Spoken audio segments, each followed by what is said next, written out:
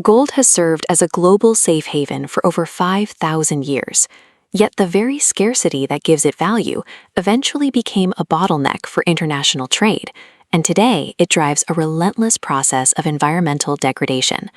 Welcome to the channel. Subscribe as we look at the true cost of chasing physical scarcity. Gold's value is rooted in its chemical near indestructibility and its extreme rarity.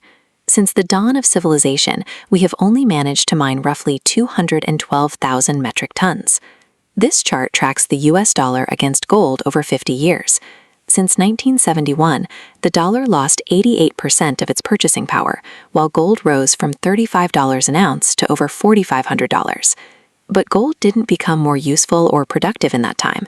Instead, the measuring stick we used to price it simply shrank. The metal stayed the same, while fiat currency denominated in dollars quietly lost value. Humans value gold because its supply is finite.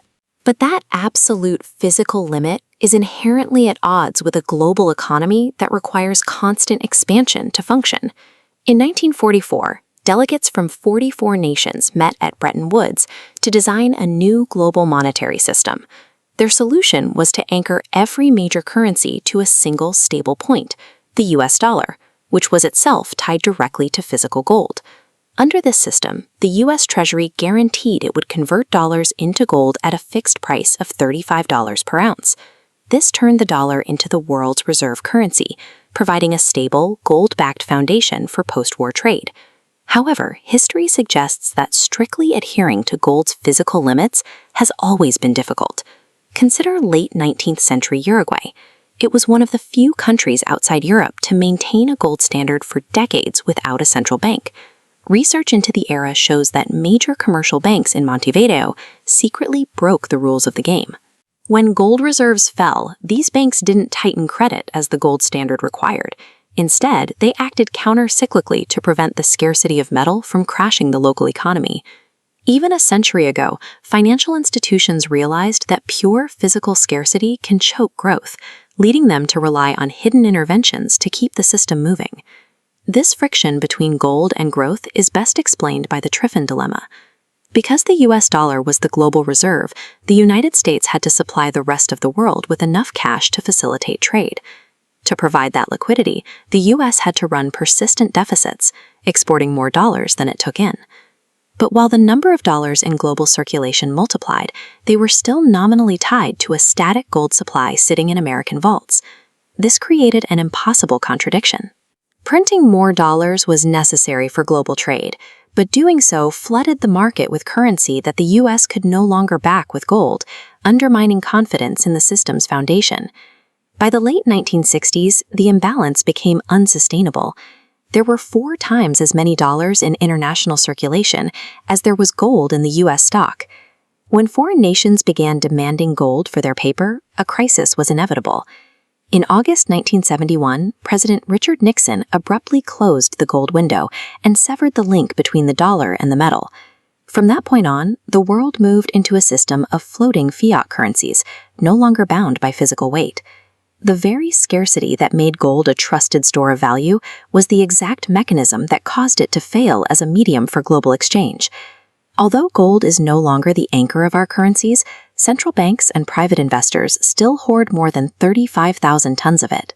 This unyielding demand for a defensive asset continues to drive mining into the most remote corners of the globe. A significant portion of this supply comes from artisanal and small-scale gold mining. This isn't high-tech industrial work. It is often an informal, desperate process that has become a global environmental crisis. The process relies on toxic chemistry. Miners mix elemental mercury with ore to bind the gold, then burn off the mercury with open torches.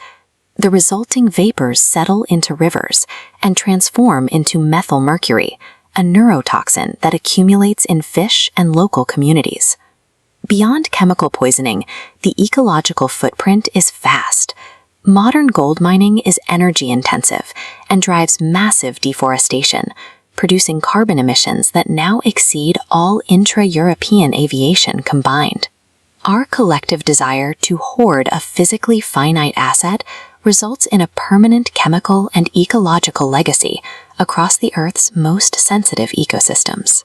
In the digital age, Bitcoin has emerged as a rival, proposing a system of algorithmic scarcity. Like gold, its supply is capped, limited by code to exactly 21 million units. The two assets represent different philosophies of wealth. Gold offers physical stability and a 5,000-year track record, but at a high environmental cost. Bitcoin is purely digital and highly volatile, but it avoids the direct destruction of landscapes and riverbeds. Despite these differences, both are utilized for the same purpose, as a defensive tool against the devaluation of fiat currency. They are both hedges against a monetary system that can be expanded by decree. Every safe haven has a price that isn't reflected in its market value. Real security requires understanding the consequences of the assets we use to store our wealth. Humanity eventually moved away from the gold standard because its physical limits were too restrictive for global growth.